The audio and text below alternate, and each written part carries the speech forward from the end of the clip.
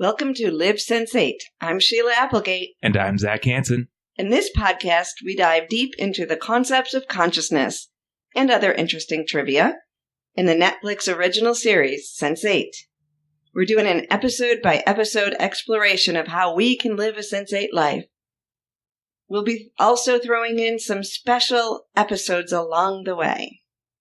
In this segment, What's Going On?, we talk about all the things that we've noticed in the fandom of Sense8. Really, mostly on Twitter, but other places too. Tweeples. And anything that you guys want to submit, if you know something going on to do with Sense8, just shout out to us. And That's very interesting. It. Interesting stuff. Yeah, interesting stuff. That would be preferred. All right, so starting with one of the things we're putting on or orchestrating, and that is the meditation, the Global Sense8 meditation coming up on March 20th. And the idea is no matter where you are in the world, that you can put positive intentions that the world gets a giant Sense8 hug and that the stars align for another season. If that's putting love into Netflix, to the unpronounceable production company, or the actors, the universe, the people ready to receive. If you want to join me, I will be doing a guided meditation, live guided meditation at 8 a.m. on that day, 8 a.m. Eastern. And you can sign up for that so that we can notify you when we begin and have you join in. And we're going to do that by having you sign up at livesense8.com/global meditation. All right. We also want to say thank you to GoPie for supporting us on Patreon. And as you probably know, coming up on March 2nd and 3rd is the Paris Sense8 Con. So you can... March 3rd and 4th is the Paris Sense8 Con. And you can get tickets on Twitter. You can reach them at ZARATA events, or look for the details at Sense8 Con on Twitter. So I know Brian Smith or Will is going to be there. Jamie Clayton is going to be there. Both of the Maxes, otherwise known as Wolfgang and Felix, will be there. So sounds like an amazing time. And there are people looking to connect for meetups. So look for that on Twitter. And there's now another campaign. We're still working at helping Netflix know they want to do another season.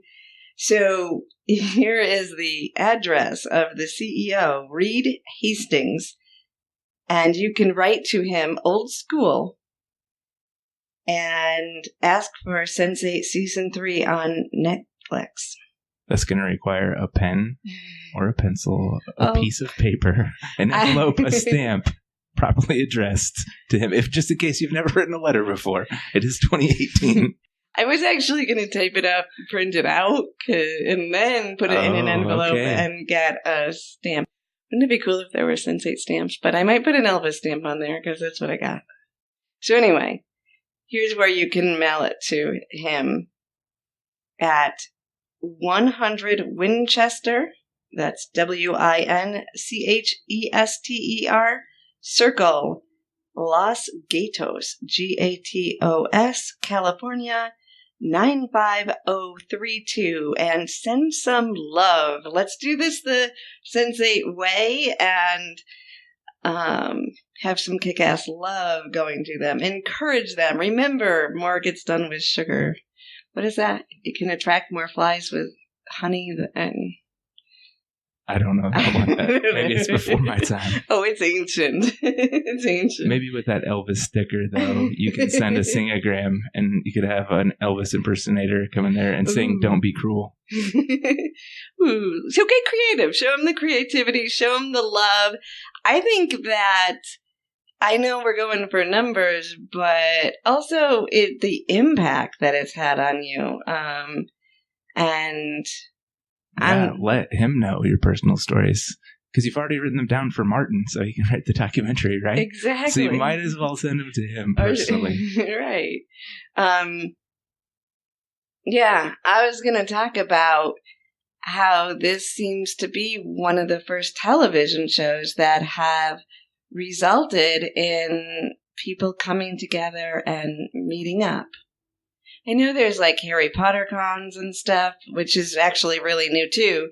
So moving off of movies, okay, I think I'm going to take that back because I think that there's Doctor Who. I think that created the same sort of world community. But that took like 50 years and this took 2 seasons. I think that we're moving into a new era and that Netflix is on the cutting edge. And if we remind them of that, they may want to be all that they can be. Okay, so there's something else really fun happening on Twitter in Sense8 World, and that is that there are new cosplay Twitter accounts.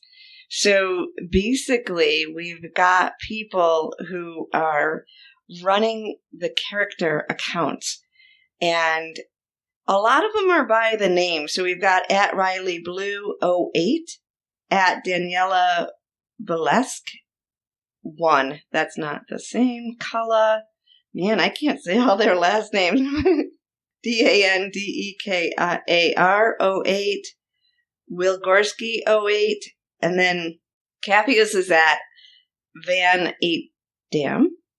And then we have Nomi Marks at 08. And Sun Bach 08. Lito Rodriguez 08 and Wolfie Bogdano 08.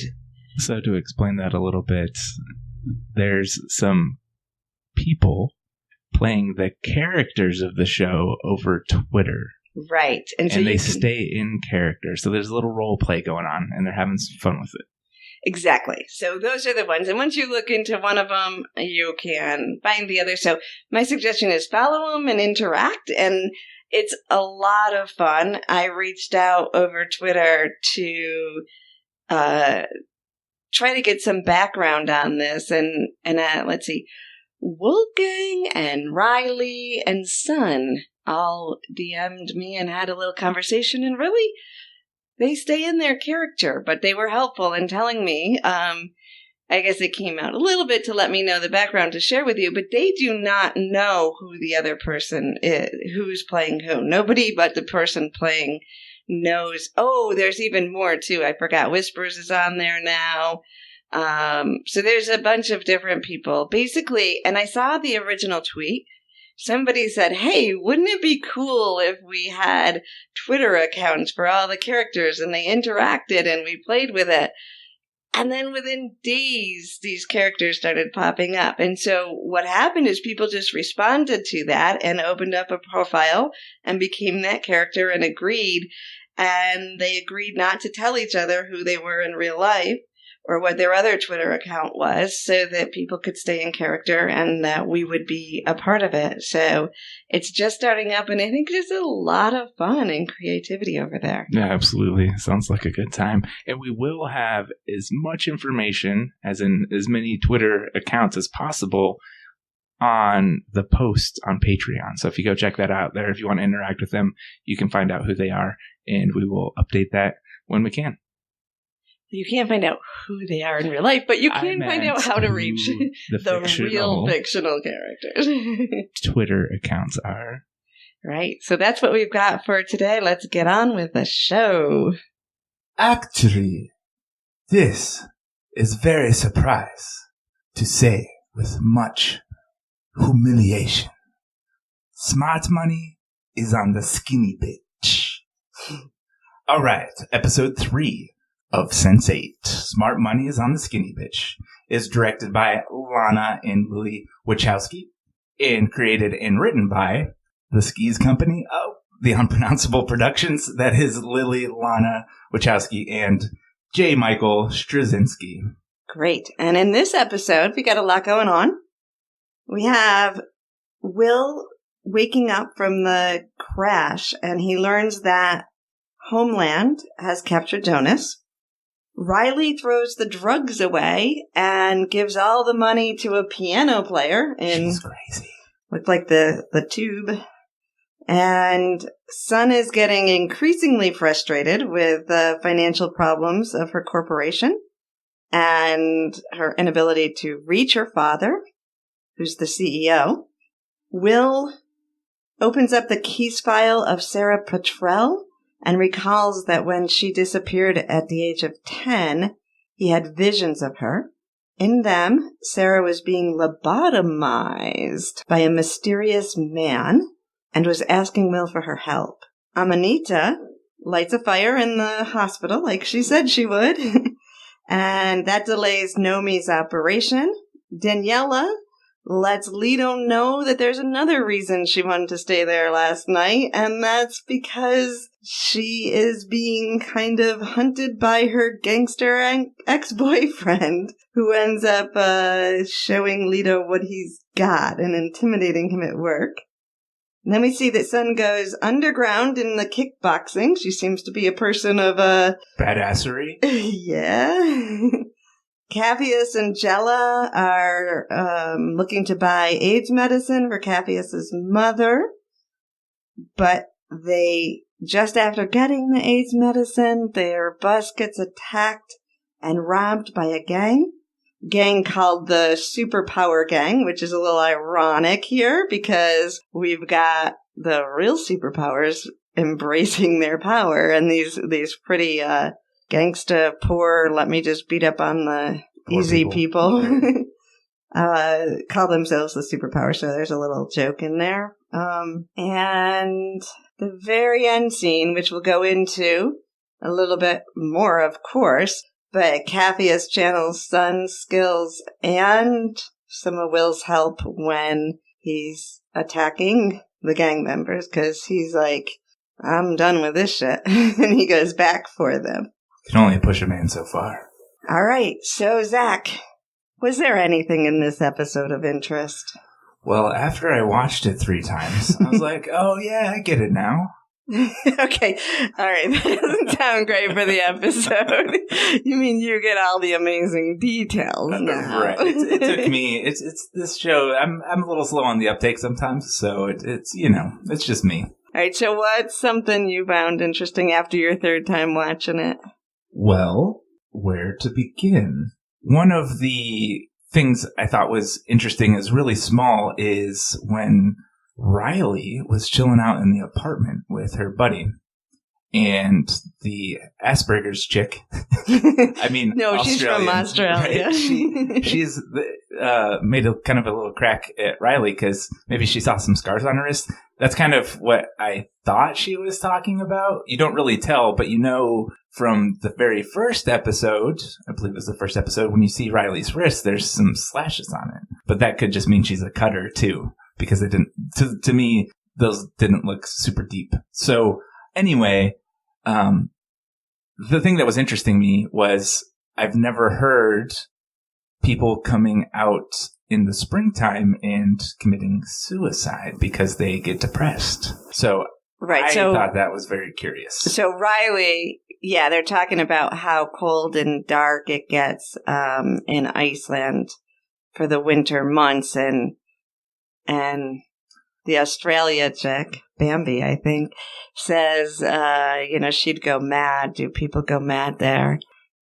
And I do think there's a little, we'll have to remember, but I think that spring is when Riley had her issues there, which we find out later. But so, yeah, Riley says, well, actually, more people commit suicide in the spring. And I got that. To me, I did note, I was like, oh, yeah, because I have this, my earlier part of my career was in psychotherapy, child and family. And even if you watch TV, you'll see, I mean, if you watch network TV where you still get commercials, and you're going to see those commercials for antidepressants. And when they start talking about the side effects, suicide is a side effect. And you're like, okay, well, why would I take a drug that suicide is a side effect? How is that an antidepressant? But when you had, like, so working with children or anyone who's depressed, they're not, if you're in a deep enough depression, you're not going to have the energy to act on a suicide. So suicide risk goes up when the light comes back in, when you start to get more energy. So I was like, oh, okay, that's kind of cool. That's a natural phenomenon. Not that it's cool that people are committing suicide, but I did understand that that's because now they actually have, it's not because they're upset about the light, it's that they actually have more money to act, or more money, more energy to act on their suicide. To me, it was interesting is Riley was talking about how you can, the stillness of winter. Yeah. And how it's kind of meditative. And so when spring comes around, there's a lot of activity, and it's really naturally, I would suppose, it's a lot harder to get back to that silence. So that's what I heard out of her words. Yeah. And, I love those words because we're here in upstate New York, and I happen to be a fan of the 4 seasons and the celebration of each one. I love the flow of it. So that silence that she said she misses, we had a snow day right after watching it. And actually you said the snow looked like white silence. We talk about how many names we need. We should go to Iceland for snow because there's so many different forms. But yeah, it does get silent. How beautiful. I liked that there was a shout out to, like, actually snow in winter is a really beautiful, peaceful gift from nature. Quiet stillness, time for reflection and wisdom. Yeah. So, yep, that was interesting. So if you're from Iceland, I'm really curious to know if people actually have this problem up there when it's springtime and people start to either wake up out of the depression or get depressed because it's noisy or whatever. So just let me know on the Twitter. Yeah, and I'd also like to say, we're tackling a really serious topic in a very, just a surface light, like, oh, we're curious if this happens, but we do understand it is serious. We actually have a series we did on suicide. And if you look up Sheila Applegate on YouTube, we'll put it on the Patreon too, I think, but if you want to dive deeper into our discussion and Zac sharing his perception of that, then look it up on YouTube, Sheila Applegate, or on our Patreon. Great. And then the next thing that I saw in there that was interesting is Lito. He's doing his scene where he has to run into this church building. I'm assuming it's the church building. And there's a couple interesting things about this, and I think we're going to get into one later. But he, he starts talking to the director, and he's like, "I need to go into that building." And the director's like, "Hey, no, you don't." But what Lito was talking about is, out of somewhere, he's like, "My character knows I'm going to be betrayed."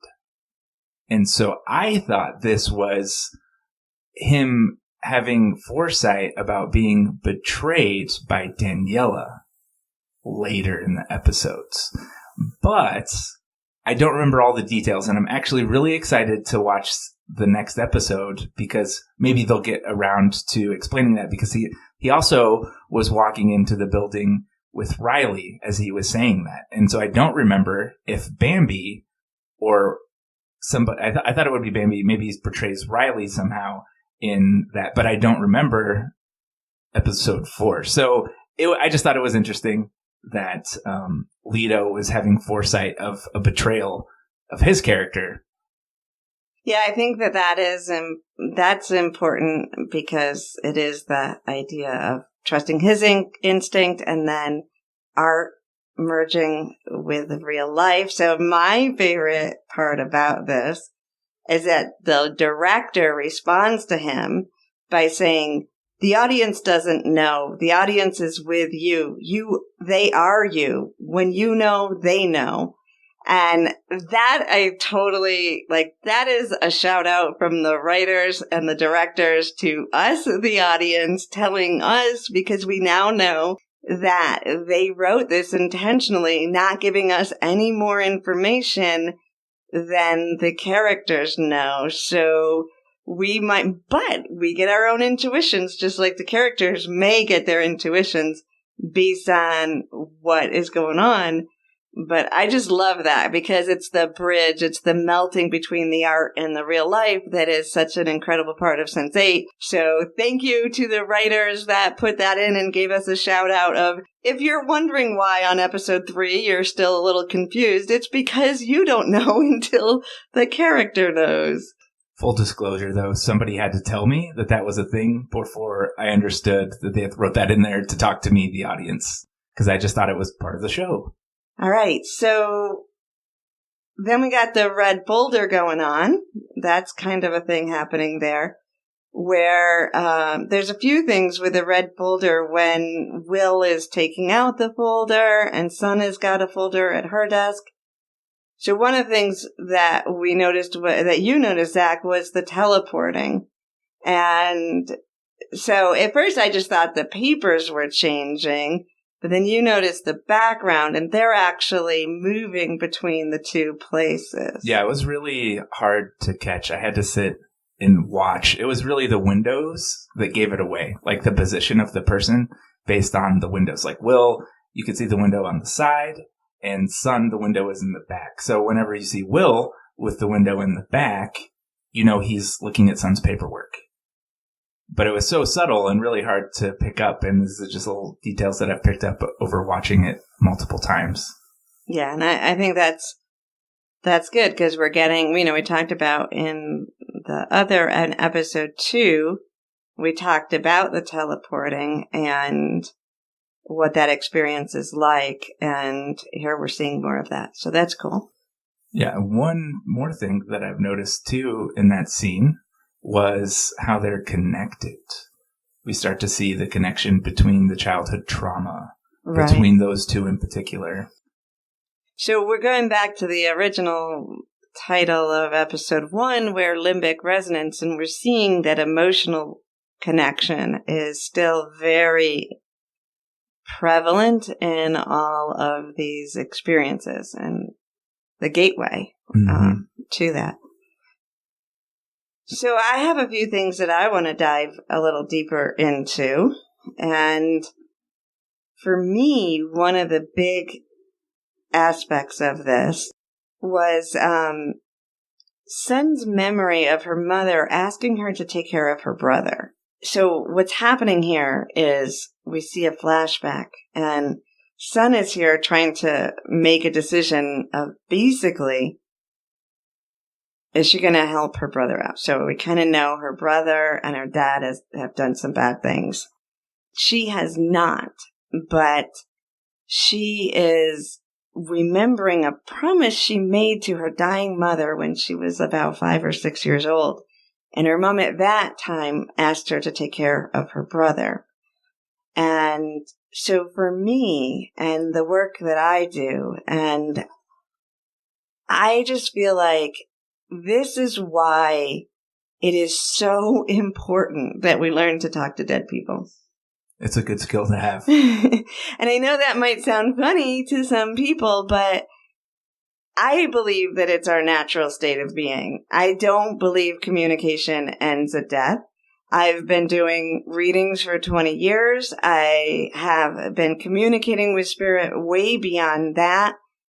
I have there was a period where most of my, and it actually, if I counted it up, it may still be, but most of my close peeps are dead or in the spirit world and not in the physical world. So that natural communication that goes beyond the physical life is so important. And I just want to dive into that for a moment because I think that when we realize how natural it is to continue our communication with loved ones after they've crossed, it changes our lives. Because first of all, it gives us an opportunity to open up and love more freely because we don't have to be afraid of losing people.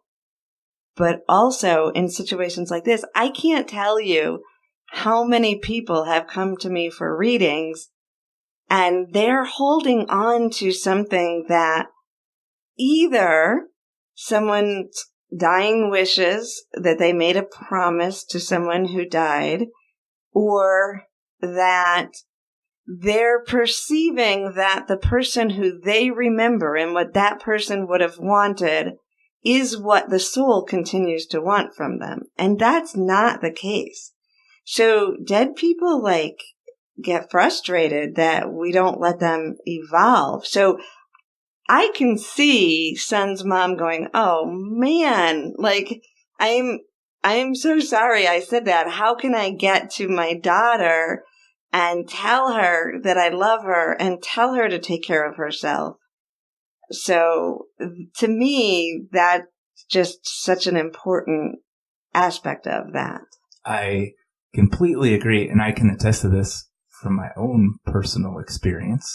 I had a very traumatic, hateful experience with my mother, and after I was done working with you, Sheila, and learning the things that you could teach, I was able to mend that relationship with my mother, who's been passed on for several years now. So I know firsthand how healing that can be, not only for the ones who cross over, but that's not so much as important as you being here alive, being able to forgive and move on and grow yourself and do the things that you need to do because you're the one who's here. Yeah, and another example of this that's coming up there's so many examples after all these years of doing readings, but I had a homicide detective who came to me, and actually she was reaching retirement, but there were cases, those cold cases that she couldn't let go of. So she wanted to see if I could get the answers for her. And I could. These are murder victims. And there were some, I was shown enough details that she identified the cases, but the people don't want to talk about that. But the murder victim, there's been multiple murder victims that I've actually communicated for. And the theme is they want their loved ones to move on. They are not feeling revenge. Where sometimes people's lives and the lives of the people they love, so there's the victimization when the murder happens and there's a loss of one person, but sometimes it's like a mass murder because the loss of all the people whose lives become changed because now all they're doing is trying to find out who did that.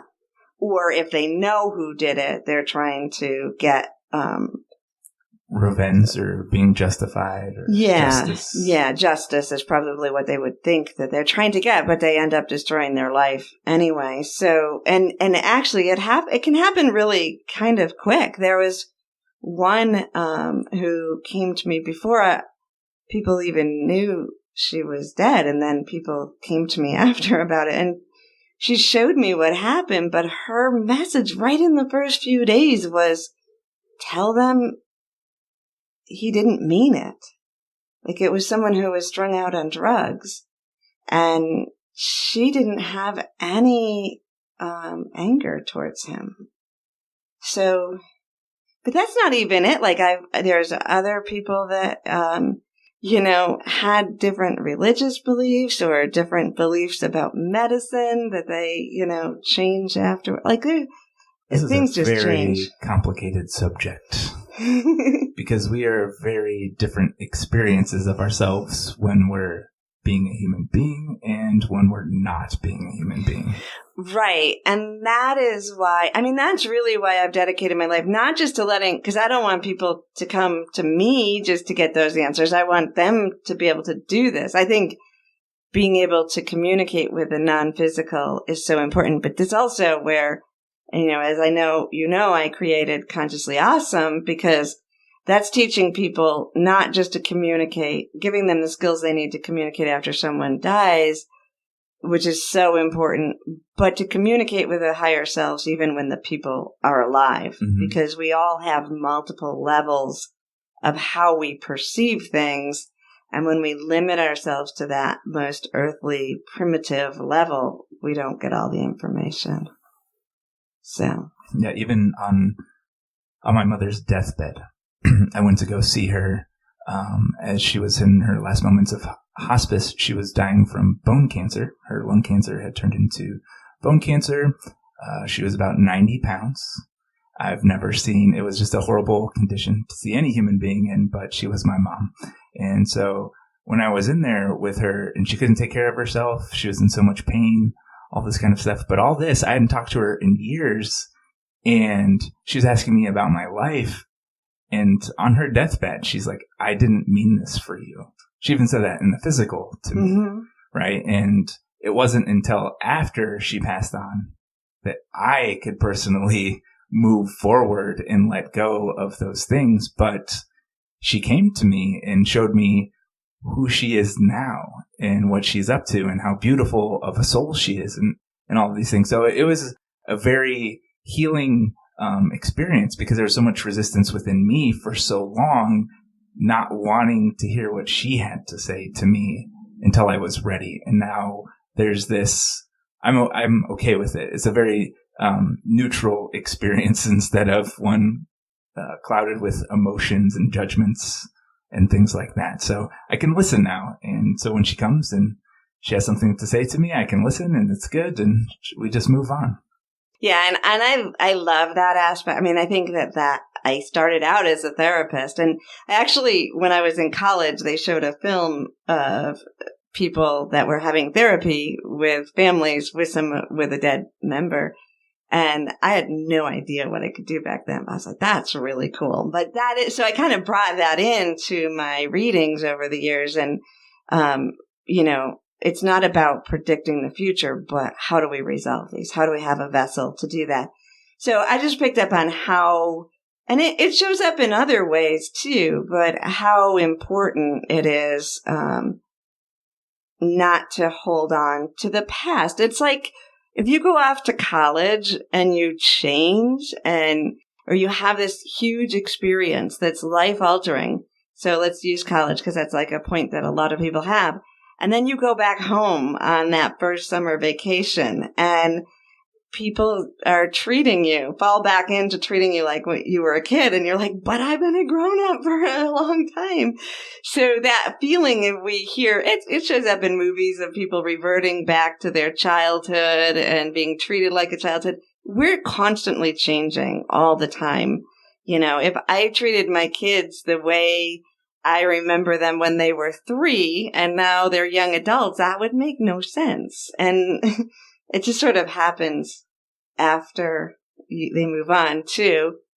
And I always tell I'm kind of bold with this too, but a while back, my mom was talking about what she wanted for her funeral. And I'm like, yeah, but you're going to be dead. You don't care. We get to do what's going to make us feel good. And I do say that to my kids too. My daughter is going to, give me a Viking send off and light me on fire in my favorite lake is the plan now.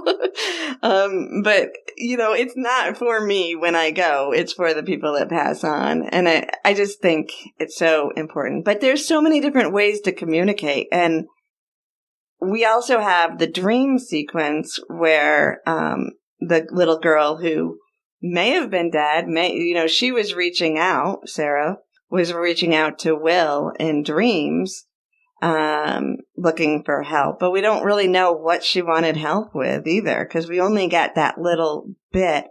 And I find, while people like dreams and they're helpful in some ways, I find that they're very limiting. And I thought it was interesting because this week I had an incident with a dream that's been going on. And I feel like it was kind of given to me so I could talk to you guys about this and show the contrast for me. So we've talked about that the person that I consider my twin flame, which would be, in these terms, like that closest one in the cluster, like Riley and Will, So he died 12 years ago. We were already in this telepathic communication before he died. He actually knew that it was coming, even though it was he was actually hit by a drunk driver.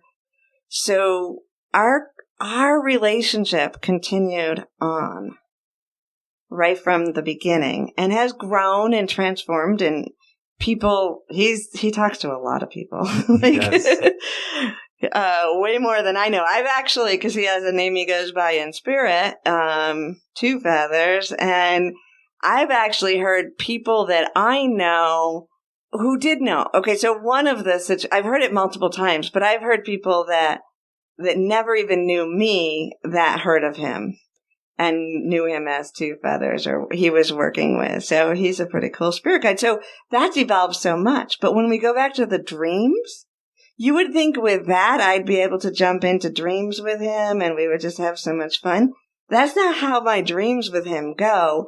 And I think this is really important because a lot of people do come to me, well, I had a dream of my mom, or I had a dream of my dad. What do you think it means? And the process in dreams is way slower. So when we see Will with Sarah, both as an adult, and then she's still a child, he's the adult, or when they were both kids, and that carrying that continuous dream with him, the time frame in that is so different. So this week, after 12 years of my twin flame having crossed over, growing our relationship, hangs out with us all the time, and I can't dream with him. So every time I have a dream with him, it'll last for a little while, and then I'll either go to touch him, and I realize and I remember whenever it is in the dream, after a few minutes, I'm wondering why I haven't seen him in a while and what's going on, and then I remember he died, and I instantly wake up.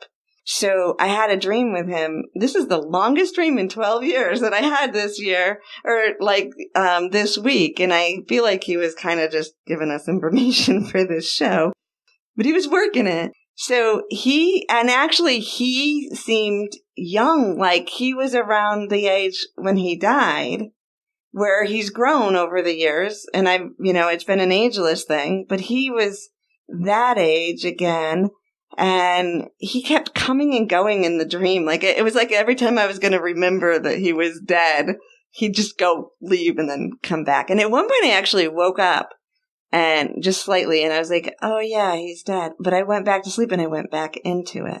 But the thing that's so important here is we have not grown very far in our dreams. We're still processing early on stuff, even though our souls and my consciousness have grown. And I think that is something that is important to show with what Will's going through, too.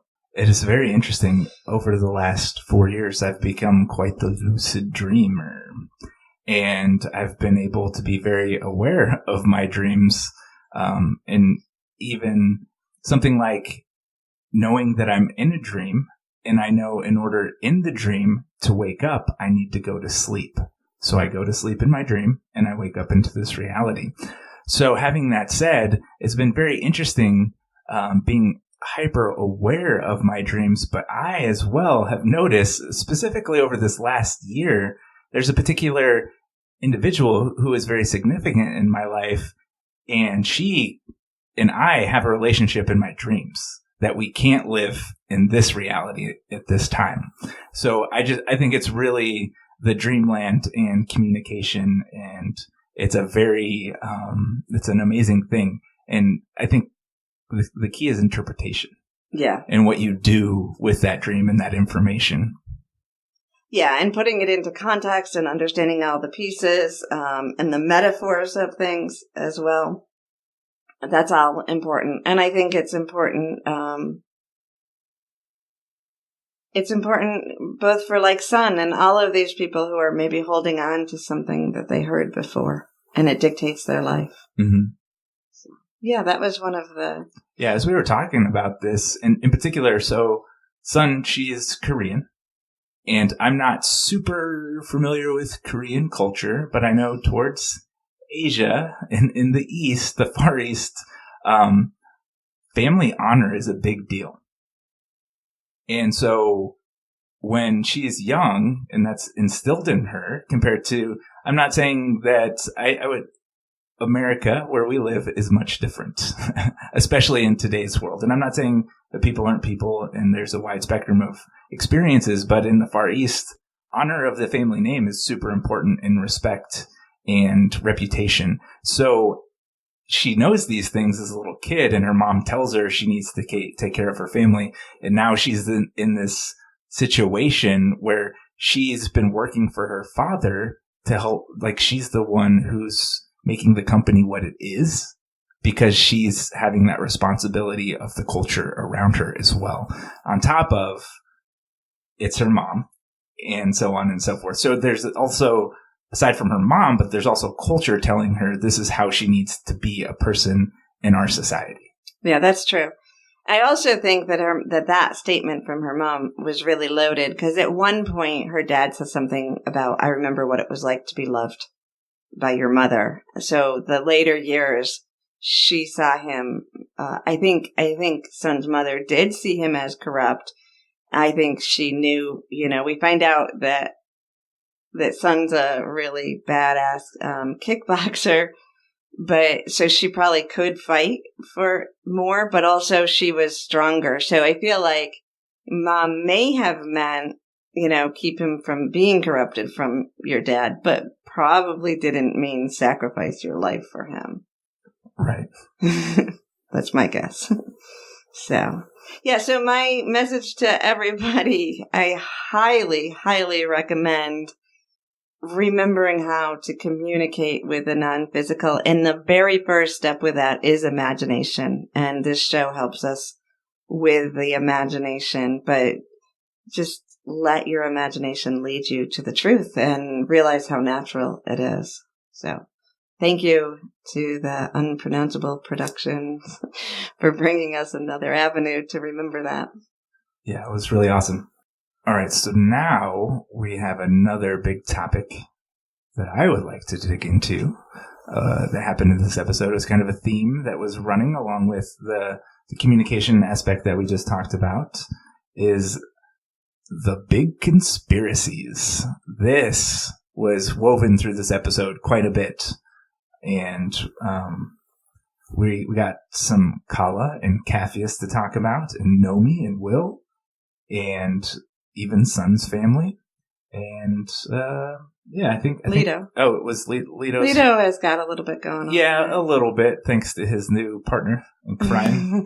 So you want to talk about that? So I think this is a really big topic because it goes beyond the storyline, and then we've got all of them kind of going up against Whispers and what we'll come to realize as an agency. So yeah, I'll start with Nomi and Will. Okay. So one thing before we get going into all this is I thought it was very interesting in this episode. We talk about dreams and communication. That little girl just told him for the first time not to look into Whisper's eyes. Right. So he learned that through the dream medium. For the first time now or for the first time in the past? It's interesting. Did she tell him when he was 10? Did she tell him now? That doesn't really matter. I'm just saying timeline. Right. And that was one of those things, too. Yeah. During that particular dream, he was going in and out as a boy and a man. Yeah. Remembering that dream or having that dream again. Having Who knows? It again. Yeah. So I thought that was really cool. But as far as big conspiracies go, Will, he gets out of the hospital and he goes straight to the police station because that's what he does. He's a police officer. He's got Jonas. And he bumps into the air quote Homeland Security guy who Jonas in the last episode told him he wasn't who that is.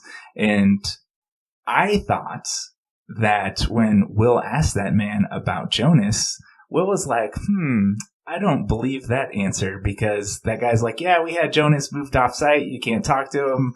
He's out of touch and stop trying to be more of a hero. Right. And so Will's like, wait a second, what's going on here?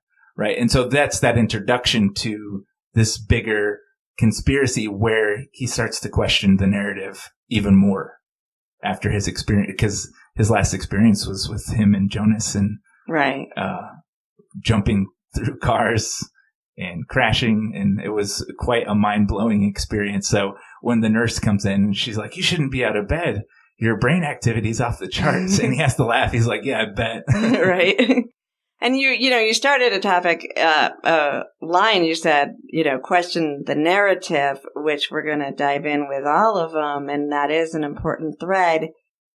I'm going to go back to Jonas and the message he gave each of them to trust themselves. And as we go deeper into these storylines and we see the layers of conspiracy and who can be trusted, and we start to look at that, bringing that back into, 2018 in the U.S. and probably most of the world, but conspiracy theories and the narratives are getting really, really twisted. So I always I always assumed there was corruption in the government, corruption in the FBI, all of these things. I never, not the individuals necessarily, but the storyline, that narrative. But at the same time, I had to trust in myself to know what felt true.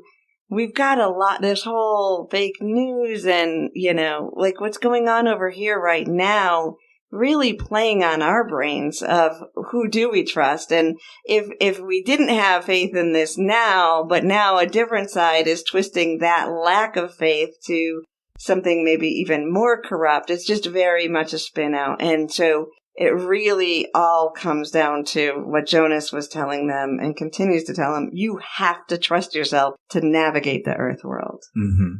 So. Oh, I totally agree. Or your intuition, your knowing, that has to be the narrative, what's inside of you that resonates. So, and we're seeing this in all different levels as we go on. Yeah, I think that's part of human evolution right now is we don't know what reality is anymore.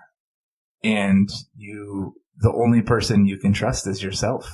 And it takes time to go with your intuition. That takes a lot of practice because if you're not going with your intuition, you've been listening to everything outside of yourself, it tells you you're wrong most of the time. Right. So at a young age, we're taught not to do those things unless you have been, and you're very fortunate. But I feel like most people, and I'll just speak from my own experience, it's taken a very long time to go, oh, I need to do me first because this is right for me. But it takes practice, I think. Oh, absolutely. And I think it's super important. The reason we're seeing this is because humans need to evolve to that point. So all of this madness that we're seeing and misinformation is actually reinforcing our evolution as a conscious being. Mm-hmm. So with that having been said, there are all the different layers so that's Nomi and Will. Well, that was Will. I got Nomi. Nomi. Oh, you got quick. Nomi. Okay, go ahead. So yeah, Nomi is just chilling out in the hospital some more, as she does. She's all locked up there and she's got the nurse with her 3 thugs that dose her up and tie her down to the bed. And one thing I noticed in this particular episode is like, because we're going to talk about Kathy is here a little bit too, but after we see Jonas, we don't really see her communicate with any of the Sense8 anymore. And she's really in desperate need. And she's tied down. And props to Jamie for this scene. Like, it's got to be really hard to do this scene because this person's losing her mind and she's trapped. And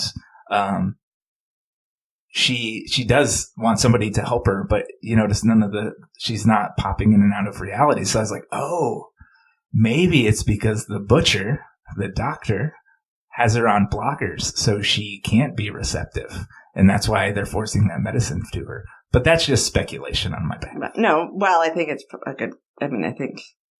Right, because we don't know as the audience, because. Right, but I think it's a pretty good conclusion. Right. Yeah. So that's her. She's just stuck in the hospital, and then Neats to the rescue. Yeah. Neats comes and burns the hospital down. Burns it down. I thought it was also funny. So the hospital's on fire, and the doctor's like, go lock her up in her room. Right. She can't be outside. What a dick. So a big one of the conspiracy that's starting, the intersection of conspiracy that's starting to show, And we don't get a ton of information, so this is drawing a little bit on information that's ahead, but it's fine for you to know that if you're not ahead. But we've got we've got Kala, who we realize works in a pharmaceutical, and her husband-to-be, her fiancé, is like the top guy there. Yeah, he's one of them. Yeah. And then Capheus is looking for drugs on the street for his mom, for her AIDS. And so between the two of these scenes, the boardroom with Kala and Capheus and Jala going, Jella going to get the drugs for the AIDS off by a guy on a platform with a refrigerator and a chair. So the conversation starts to tell us a connection between the pharmaceuticals. So there's counterfeit drugs that actually cause harm to the people with AIDS that are out there, that are being sold to people who don't have access to the other drugs. And then we've got the actual drugs that work for AIDS. So we've got this exploitation of AIDS, which, we know that AIDS is not hitting the first world countries as much right now, but they're exploiting some of the other countries that are, that are still in need of that. Do you have anything to say with that? I've got some interesting parts with that I was thinking. Yeah, go for it. So we've got Capheus and Jella going and talking to the guy, and he tells us about the counterfeit, but he also is pretty, by the book, those are the drugs that are, cause harm, gives them the information they need, but also, you can't, he says that you'd be better off letting your mom die.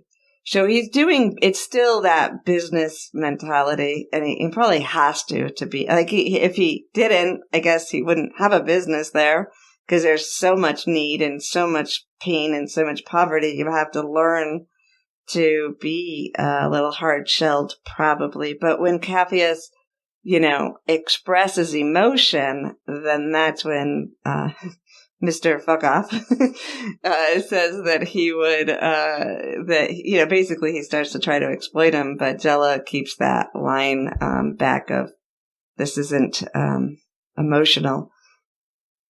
So you've got the people and the players and real people, and then we've got the boardroom, and Kala walks in, and we don't even really realize, if you don't pay attention, there's an in-service going on from someone that's come in to tell obviously it's a boardroom, so they've got to be enough of the top people in that company or an important team, and they're being instructed on the whole thing that Capheus just heard about these counterfeit drugs that are being produced and how dangerous it is. And it is a spoiler, but later we realize that company is involved in it. I mean, it's not too much of a spoiler, because if you pay attention, you can realize there's a connection with everything here. But if you look at that, Kala is in there. She doesn't know what's going on. She's trying to do good. And 90% of the people in that room probably are in there for the good purpose, in there for good reasons. They're good people thinking that they're doing good things. And that actually puts a knot in my stomach a little bit, because I know my son is going into biochemistry, and he's amazing. And I don't know if he's going to get exploited. Right now, he's with an amazing company that I trust completely. But they can't even, once they make something, they discover something, it gets sold, and they don't have control of where that goes. So we have this whole thing about big pharma, that we're battling big pharma in our country, at least. But obviously it's a theme going on here in Dubai.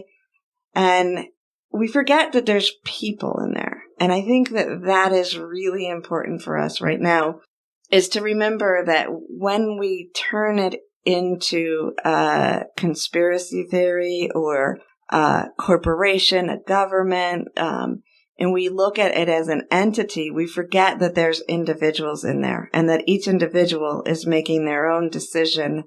And they're, most of the time, I really believe that 80 or 90% of human beings do make their choices with good intention. Sometimes the good intention is limited if, like,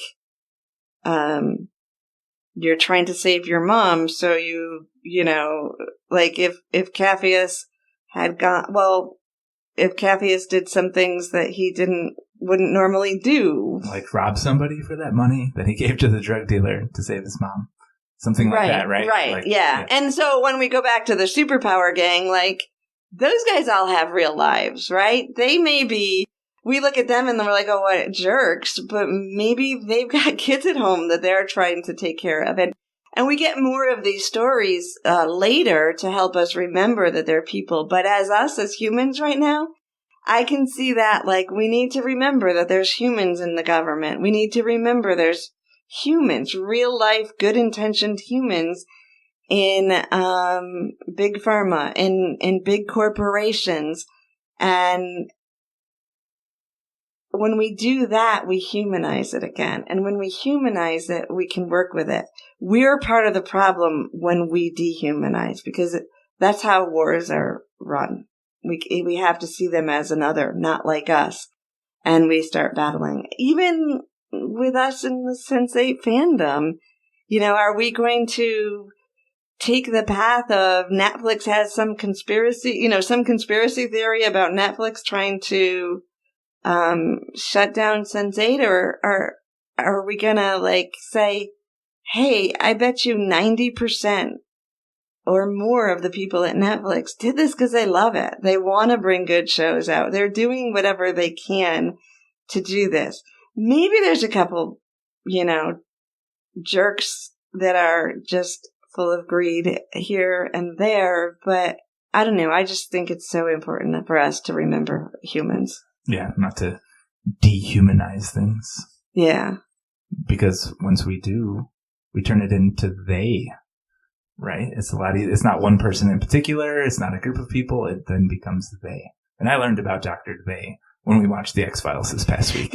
Dr. They, yes. And Dr. They, man, he reminded me a lot of me and the things that I say about our current society. It was entertaining. Yeah, but we got to catch ourselves whenever we put a they. If we're saying they say this, they do that, we're fighting a system. We forget the system is human. Run by humans. Yeah. And, yeah, I feel like I might have just said this in one of the other podcasts, but when I had to help my dad out and call Social Security, I almost beat a lady up because I forgot. Like, she was just the one caught on the She's phone. Not rolling in there with a bat or anything. She was the one on the other phone that had to take these terrible calls all the time and tell people that were trying to get something done that there was a bureaucracy and red tape and all of this stuff. And one day I just wanted to strangle her, and then I got myself together and was like, oh, wait, they're humans. They, you know, they just are doing their job. And the next time I got nowhere with that. Call back the next time, remembering, send love to the person, got on her side, got on her team. I got the answers I needed, and she actually thanked me, like, thank you for being so nice to me today. Because that doesn't people happen don't do that. often. Yeah. So we got Kala. She's tied to the big pharma effect. And then we have Capheus, where we get to see the effects that has on a country, right? So he's kind of on the opposite end of that spectrum because they have a lot of poverty there.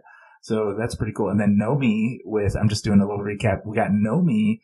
She doesn't even know. She knows, but she doesn't know she's in the conspiracy that all of them are going to have to deal with. Mm-hmm. Right? She's got some doctor telling her something. Like, she hasn't seen her family. Nobody's talked to her. And we don't know. It seems like days, but it could be like a day or two. Right. We don't know in the show because it's just scene by scene. We got Will, who's opened to the police department, or the government is now being shady with his jurisdiction. And then we have Sun's family, and she's in this big family conspiracy with the business, and she knows her brother's doing some shady shit, and she's the one who's paying for it. Right. And that's why deciding. Yeah. Right. She's making that decision whether she wants to blow it wide open or take the fall or what. She knows she's getting set up, I'm pretty sure. Yeah. Yeah. And she doesn't say that outright because she internalizes her emotions. Right. Right. And I think that has a lot until to do she with gets to the kickbacks and Right. Yeah. And I love that part about when she goes back and her sensei is talking about how he knows she's always going to come back. That feels like me so much because martial arts has I have a soft spot in my core of my being for that, because that's always a place I end up is in the dojo and in love with what happens there. So anyway, that's a little soft spot for there. So we have all these big, giant conspiracies. We have another one in there, just a little. Oh, okay, Lito. yeah. It's not a big. He's not a big story, and that's another thing they're doing from a storytelling perspective. Now they're honing in and following maybe like the Game of Thrones idea, where we focus on a couple relationship and storylines at a time, and then we come back to them in another episode instead of dividing all four. So we don't see a lot with Lito, but we find out that Daniela's ex-boyfriend is not so cool, and he basically tells Lito that he knows how to cut his throat easily, and he would have to pay for that eventually. But then also they ask her what her family does, and she just says import export. Things people want. Yeah, things people want. And so basically we're talking the Mexican drug cartel. They don't say that, but we're seeing a person when we don't know whether to trust her at this point or not, what levels to trust. And that is partly with the scene that you talked about where Lito's like, I think I think my character feels he's about to be betrayed, But that was Lito feeling that in his own life, right? And not possibly, yeah, so. Absolutely. But I mean, I guess also, we hear the Mexican drug cartel like some big foreign scary entity that we should keep the Mexicans out, build a wall because of, But again, that's another they that like just she doesn't say the name, which is cool because we just allude, I didn't even think the name till you said it, but they're humans. She's likable. She's just trying to be an actress, So it's just another reminder that we're all doing the best we can. Yeah, and all of these title, these theys that we label are people inside of it. So I think that's really important. Me too. All right, so we come to the last scene, which is...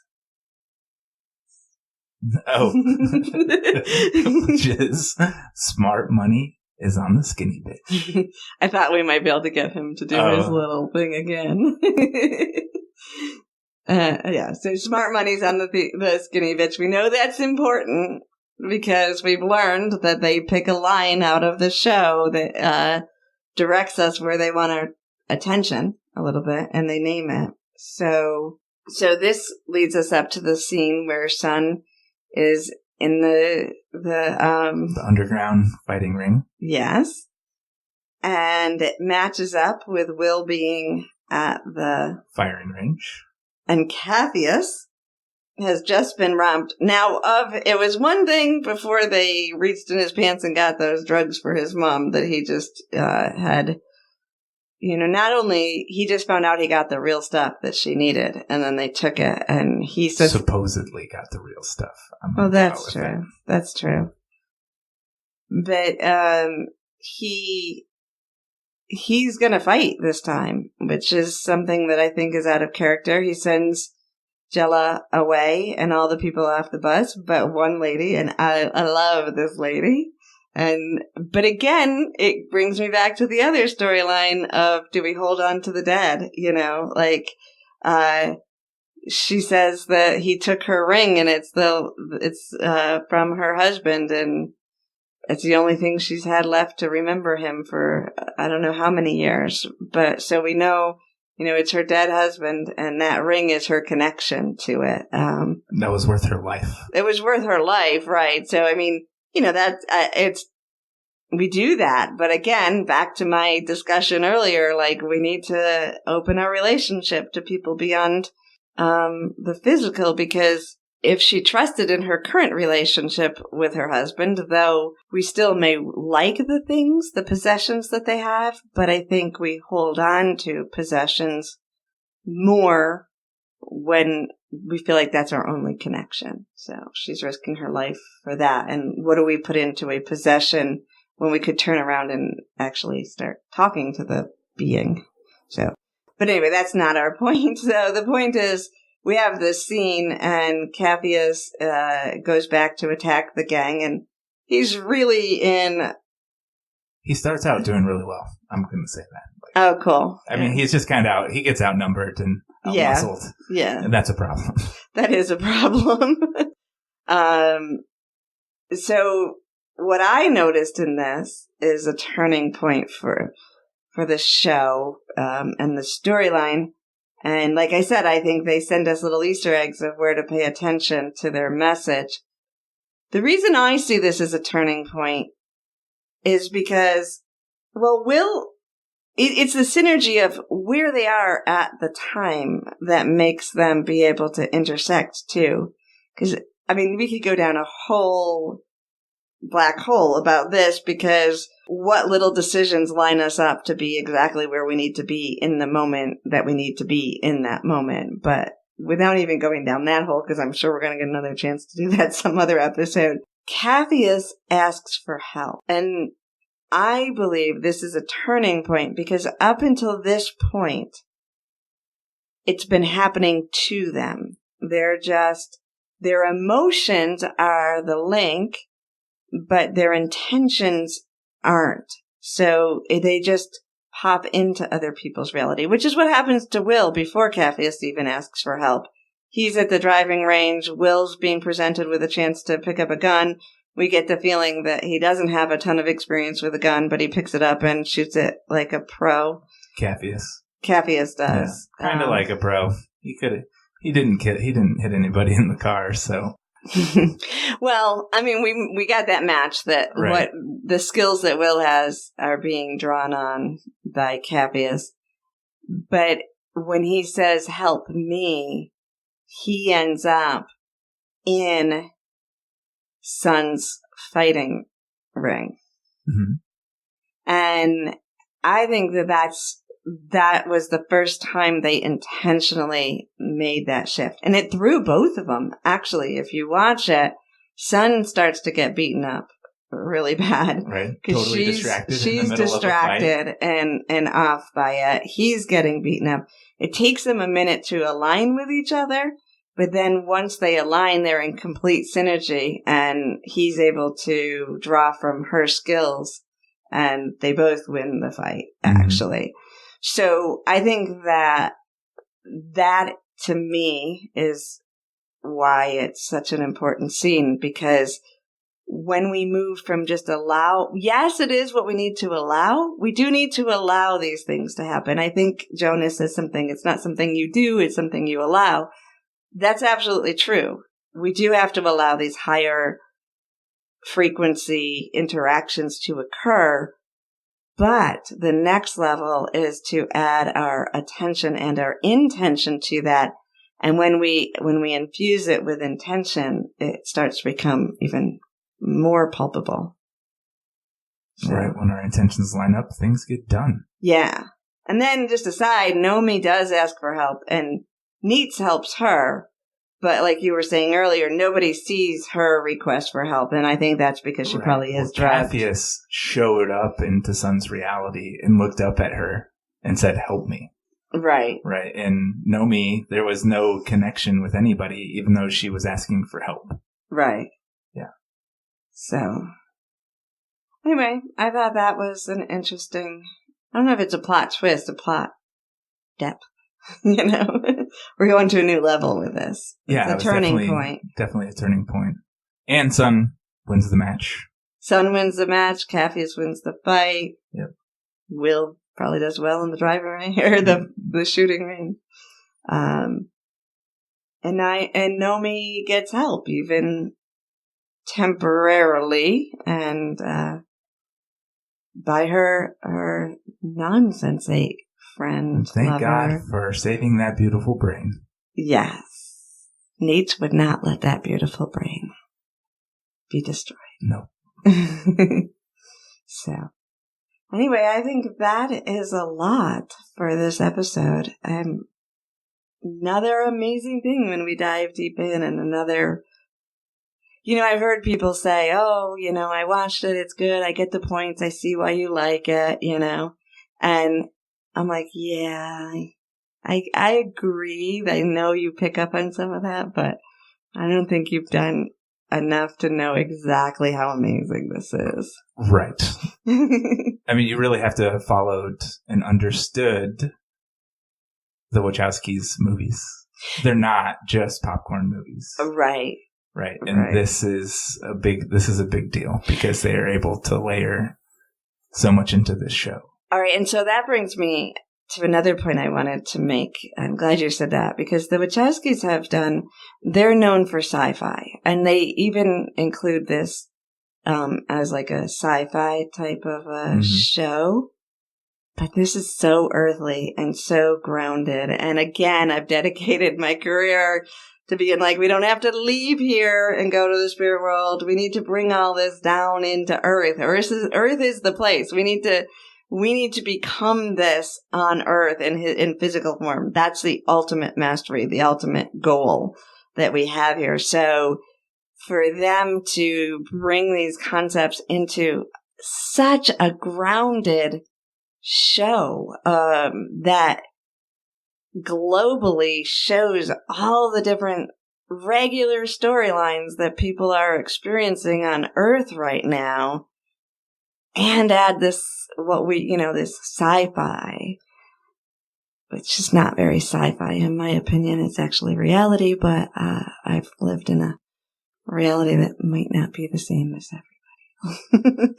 Anyway, that's another key piece, because we get a lot, usually, even if we see this type of sci-fi action movies, shows, like we just watched the one Altered Carbon, I think. Yeah, Altered Carbon, also on Netflix, right? Mm-hmm. We're probably going to get some hate for watching it. No, I think the more we watch it, I meant from the Sense8 fans. I know what you meant, but it's all love. We want to grow, right? Like, that's what this is about. The whole show is about inclusion. We really can't be excluding. So anyway, that show, but my point is, it was cool, but it's still not what this show does. It is not. Because this show makes it in our present day. Like, that may be some sort of Earth. They're on Earth. Even Cloud Atlas was on Earth, but in a different time frame. It wasn't now. Right. This is not modern times. Now. Mm-hmm. This is now, people on Earth now accessing these sci-fi, in quotes, with the problems that we have today, right now in culture. I've not seen this anywhere. And as a person. Right. And you said your friend thought it was going to be about superheroes, but, which is funny because one of our lines in our Consciously Awesome website is, we're dedicated to filling the world with superhumans. So they are superhumans. Maybe not superheroes. We're not really for the superhero because we think the hero's journey is getting a little old and tired. It is. It's like 80 or 90 years old. It's in the hospital. 80 or 90. It's like it's infinity years old. It's making sure its will is all taken care of. The hero's journey is the only story humans know. We don't even know how. That takes me to when my son was little, and I said he was playing video games, creating video games. He was young. And I wouldn't it be really cool if you could create a video game where there wasn't a battle and conflict, and it was beyond that. And he looked at me, he's like, that could never happen, because without conflict, there'd be no plot, and the world's not ready for that. I'm like, holy crap. Which brings me to something that you've lined up in March. Do you want to tell us about it? Yeah. So on March 20th, which is the solstice too, just because we want to tap into the universal energies of support, we're doing a Sense 8 global meditation. So the idea is if you've heard of global peace meditations, this is beyond that, in my opinion. So I know you might think, okay, wait, what's Sheila doing now? If you're someone who's kind of been following me or listening to my stuff all these years, you're like, what is she doing? She used to work for world peace, and now she's like doing a global meditation to give Sense 8 to season 3. What's up with that? It makes sense, everybody. And because thinking about the corporations, we want to send love to Netflix. We want it to line up. We want the Wachowskis, J. Michael. We want anyone who's a part of the show who wants it to continue to be able to tell this story longer. We want the world to receive the story more, because it was written for more. But also coming together. See, when the other pieces, we don't know what's past the hero's journey. We don't know what is beyond peace. So a long time ago, I was at a symposium with the Dalai Lama and a lot of peace leaders from around the world. And someone asked the question, what happens after peace? Not one of the peace leaders could answer it. Including the Dalai Lama. The Dalai Lama came close. I want a bad talk. The Dalai Lama. No, he didn't. But he did on a personal level. He turned it inward to a personal level, and he said after peace, you have joy, and you're more happy, and everybody likes happy people. So that was true. That was true. But he really couldn't answer. We have it. So going back to imagine, John Lennon, can we imagine a world that is beyond peace? So if you ever, going to the martial arts, if you're going to break a board with your hand, you can't be focused on the board. You have to be focused on seeing your hand on the other side of the board. That's the only way you break the board. So if we want peace, we have to put our attention beyond the wall of peace to see what happens on the other side. So for me, this is a long explanation for a global meditation. It is, but it's okay.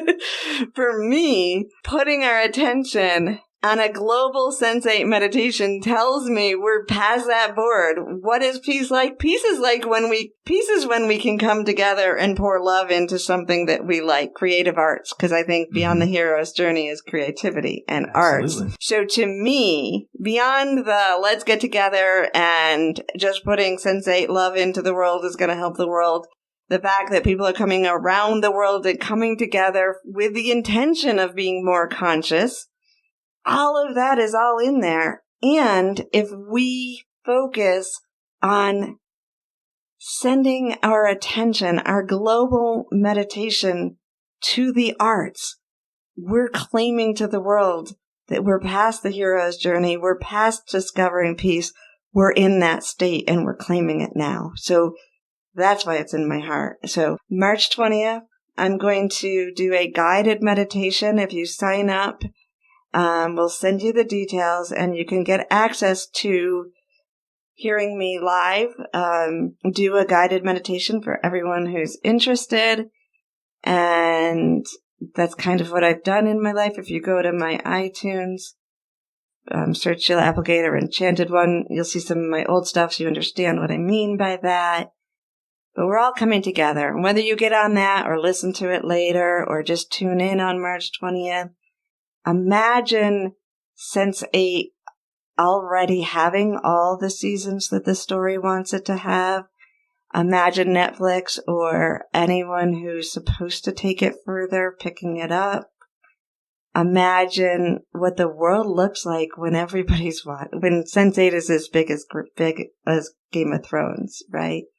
Like, that's the type of thing we're going to imagine. And then just take a moment to realize that if you participate in this meditation, you're voting with your attention span on what you want to create in this reality with other people. And that is the magic of Sense8. Sense8 is bringing people together with their intentions. So it doesn't stop at Sense8. So if you're out there listening, that's what I want you to understand. All of this power and magic that we have to come together, this was just the catalyst. This is just the beginning for these connections to continue to happen, for this movement of people coming together and connecting for whatever it is that you're the champion of and whatever you believe in.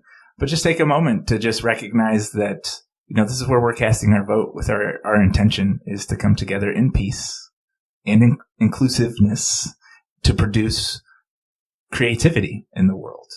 Yeah, and when you say that, I'm also thinking it's also like beyond the little subgroups, because I think that, if you're in the LGBT community, then maybe you're not in this other community, or like we've got subgroups of people all trying to do, and that's fine. But this show isn't for one subgroup. It's for people who maybe fit in one group or more or not at all, but see the love and the truth. It's about, even the show is about breaking down boundaries within our human interactions too. With quantum physics. Oh, hey, how about insert meditation? Perfect. Right? I think that's great. So March 20th, you can find that both on our... We'll put the link in the description of this podcast. Yeah. So you can find that. There we go. Yep. All right. Well, I think that's a wrap for today. All right. Well, thank you for listening to our episode covering episode 3.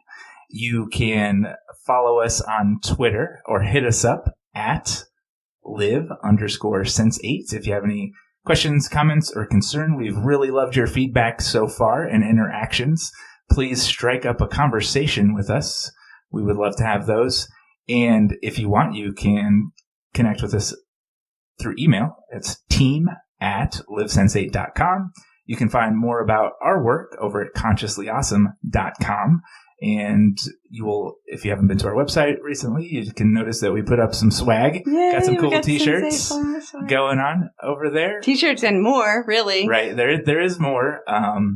And we'll get some more information over there. There is some amazing exclusive perks over on Patreon.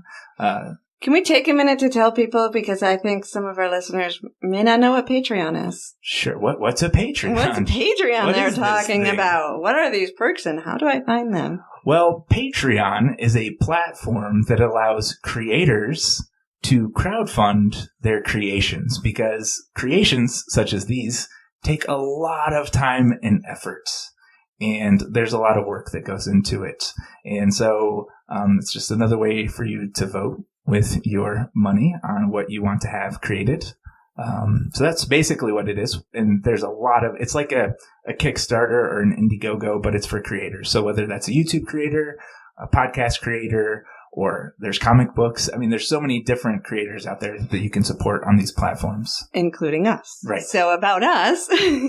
So when we were looking into doing this podcast, and you were looking into Patreon and some of that, and you were saying, Zach, some people say they spend 40 hours a week on a podcast, and it was like, whoa, 40 hours a week. Or 60. And 60 hours a week. We started adding up our time between the two of us, and we do have other jobs at this point, but we're averaging over 40 hours a week to bring this to you. So a lot goes into just being able to show up here and sound casual. And we really want to continue this. So we're committed, but we would love your support.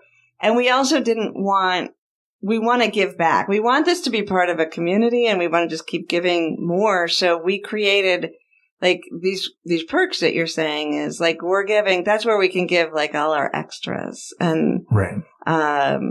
It's really going to allow us to grow this platform and do more. And we put in something Zac convinced me to put in something that is kind of different for me after a few years. Which part are you talking about? There's two, I think. Oh, really? Is it the executive level? Yeah, the VIP. The VIP executive top level. So if you hear me talking here, after about 20 years of doing readings, 4 years ago, I stopped doing readings and shifted my attention to creating Consciously Awesome and to coaching people at a really high level that really want to master these techniques of living in consciousness. People have been asking for readings. I love doing readings. I'm not saying I didn't love it, and it got really easy for me. I wanted another challenge. She's a pro. Total master. I wanted another challenge, but I just cut it off so I could move on to something else. And also because I think it's more important for you to learn how to do this than for you to get a reading. But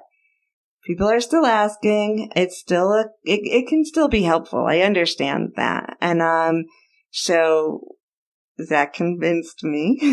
I did. I strong-armed him into the podcast. He strong-armed me into this. But I'm excited. So there's 8 possibilities a month if you take that level. So there's a possible 8 people per month that can join at the VIP exclusive level.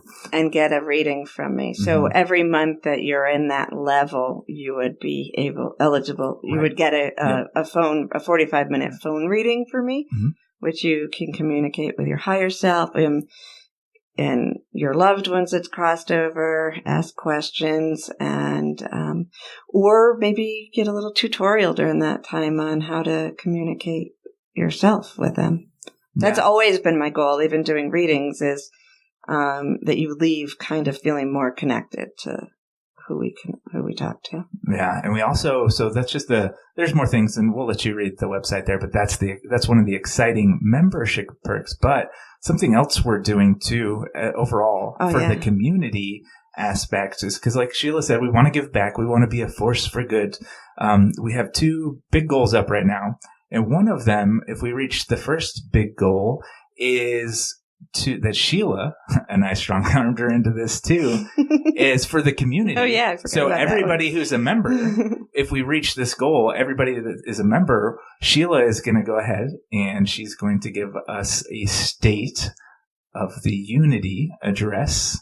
I don't know if we're going to call it something else, but basically it's where Sheila's going to kind of give us a forecast of the pulse of what's going on in higher consciousness and how it applies to people.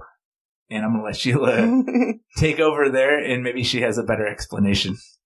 Well, State of the Unity address came to me a lot of years ago, probably around 2012, somewhere in there.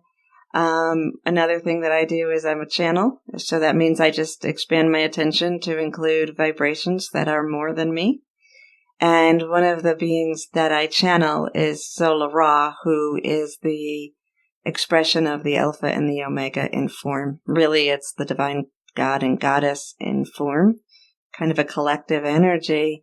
And they came up with the State of the Unity address to kind of play on the State of the Union address that we have here in the States. But it's about unity and just, I guess it's a forecast, whatever the beings, the they that are Alpha and Omega the in form.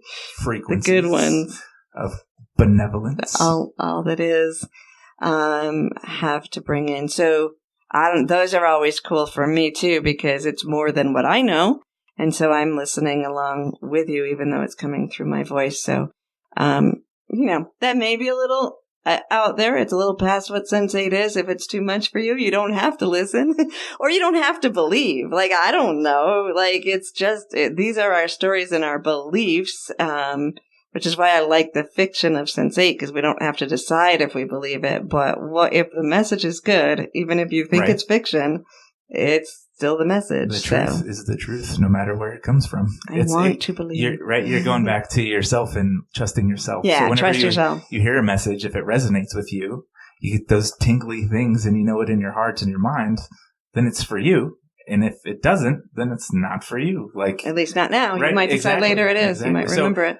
that's just one of the biggest goals. And like I said, that's a community goal. That's for all the Patreons at every single level if we can get to that particular goal. And then there's one more goal for now, as we're building this community. Like I said, the more we become, the more Patreons we get, the more we can put into the platform. This is what Sheila and I want to put our time on 100% of. So the next goal, what we're going to do if we reach $8,000 a month as a community, we're actually going to give $1,000 of that to a charity that is in alignment with the concepts and principles of what Sense8 represents.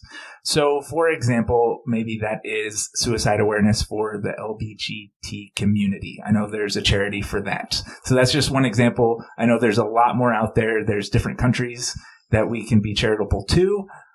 With different situations. So that's what we would like to do as part of giving back to the community as well. Yeah, and so that's a donation each month. And the idea was to open it up to you guys and get suggestions and to let them represent Sense8. So whether they represent a country or a social group that is represented. Yeah. In Sense8, a topic that comes up so some sort of association. So, would it be AIDS relief? Would it be, I don't know. Yeah, I mean, we're definitely going to have to look into it, but that's our idea. We came up with more ideas on the top of my head. I can't, but we're also looking to you guys to give us the ideas. Like, say, hey, this is what I took out of Sense8, and here's this organization that I think would be important. And there's no reason we couldn't donate to just Sense8 things. Like right now we're working on getting the, not me in particular, although I keep retweeting about him, but that we've got people who are helping out getting murals of Sense8 in some of the big cities, San Francisco. And, there's another country that was it Mexico? I don't remember, but I know the San Francisco one, but they're saying, I read this morning, they're looking for money to make that happen. And again, that's creativity. We don't want to just put it into problems either. We want to put it into how do we make this world Sense8? Mm-hmm. So awesome. That part, I'm really excited to just work with all of you and start being able to funnel money into good things. Right. Into making a positive impact on the world. All right.